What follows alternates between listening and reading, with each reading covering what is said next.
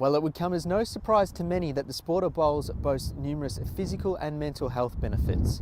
We recently caught up with Bowls Australia Chief Executive Officer Neil Dalrymple to learn a little bit more about why Australians should enjoy a regular game of bowls. Neil, tell us a little bit about the physical, mental and other benefits that the sport of bowls gives to the people that play it. Yeah, no, Aidan, it's a fantastic sport for I suppose all ages, and I mean there are many benefits both from a mental health perspective, but also physical health that bowls does bring to those who participate. There's a real social connectiveness too about particularly from a mental health side, that where people get the opportunity to socialise, interact with each other, and over a number of hours, which really gives people a chance to get to know new people, new friends, and form good relationships and give them just good quality of life. And that's certainly from a mental health perspective. Physically, I mean, there's probably more to bowls than what a lot of people would think. The times that you're bending and walking up and down the green, it's there's a physical aspect, and I suppose those who have played the sport will know that after a game of bowls, after a couple of hours on the green, you can feel a little bit sore. So in terms of warming up and warming down, there's elements of that physical side which I think probably are a little bit undersold and underestimated. There's over 1,884 bowls clubs across the country. They're in every municipality across Australia. They really are a social hub for particularly regional communities. Yep, and bowls clubs, they're open, most of the time. There are days like we're here today at Chadstone where there are a few people as a corporate event on. Of course, bowls happens on the weekend, but I think one of the great opportunities for the sport is that really there's nothing to stop us being open 7 days a week during daylight hours. Lots of clubs now are fortunate to have lights, and that really opens up another opportunity to use the facilities more effectively. I mean, that when I'm talking about that, it's about the outside facilities, but I think we've also got some magnificent buildings and facilities whereby clubs, groups, community groups can actually use those facilities, and we're probably underselling some of those assets that we have and underutilising those assets. So great opportunities for clubs to really fully utilise and sell those assets more effectively. And how is Bowls Australia and the State and Territory Associations and in turn clubs themselves making inroads to be more accessible to the whole community? Yep. Oh, we've got our regional bowls managers out in the field working closely with clubs around planning and putting those plans for the future about how we can fully maximise the use of the clubs both on the green and off the green.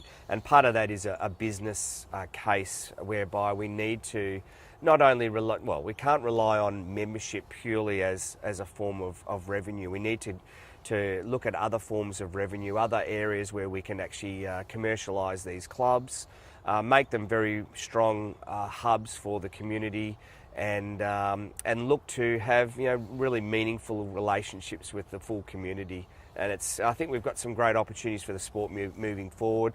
We've started to talk about partnerships with the Royal District Nursing Service about creating some wellness centres. We're about to launch a pilot program on that soon. I think we have got lots of different ideas about how we can certainly change the way that bowls clubs are viewed in the community. And it's not to say, there's obviously a place for bowls clubs in a geographic area. It's not one size fits all. There's obviously different opportunities that we can tackle depending on where the club is at and whether they've got the interest within their own membership and their own committees. And there's, in addition to 180,000 members, 600,000 participants in the sport annually. You can't underestimate the strength of the sport across Australia. Yeah, look, it's a big sport, and perhaps we need to sell it stronger across both, the media, commercially. It has a big footprint across Australia, and there's no doubt about it. If you compare ourselves, to other major sports like golf and tennis and cricket and AFL and the like, and NRL, of course, bowls, we sit as one of the few sports, and there's not too many, and perhaps tennis might be close, that we actually exist in each of municipalities or local government areas across Australia. So not many sports can say that, and that's an asset for the sport that we need to really maximise and make sure we are viewed as a very strong part of Australian society, and we need to advocate our position better to politicians, particularly local politicians, local councillors, state politicians and federal politicians, and say, right, this is a sport that is part of the fabric of Australia, and we need them on board, and we need them coming down to these clubs and seeing what we do in the community. Is the sport changing its format and actively trying to encourage new participants to engage in the sport? Yeah.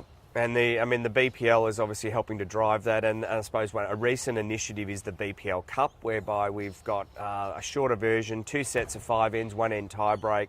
This competition is now growing across the country, and we're very pleased with the number of entries that have come forward, and it's really getting the grassroots bowler experiencing a shorter version of the game with a view to getting new bowlers in to play this shorter version, knowing that people are time poor and they struggle to commit to a full game of bowls, which could go for 3.5 or 4 hours. And getting these people and providing this sort of competition is important going forward. And if you're a bowls club out there, who do you turn to when you're looking for a little bit of guidance? What's the first port of call? Look, there's a couple of areas. Obviously, we've got our regional bowls managers out there now who are working with clubs very, very closely. We have our state and territory associations that also provide a lot of support across clubs and are available to assist depending on what their needs are.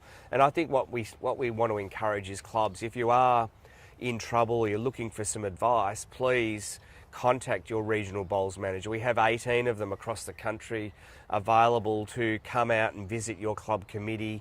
Don't be afraid to pick up the phone, send an email. We want to help you, and that's what, there's a real focus for the sport moving forward, and as has been in the past, but particularly moving forward, we're here to help and provide advice, assistance, resources, and really make sure all clubs are functioning at 100%.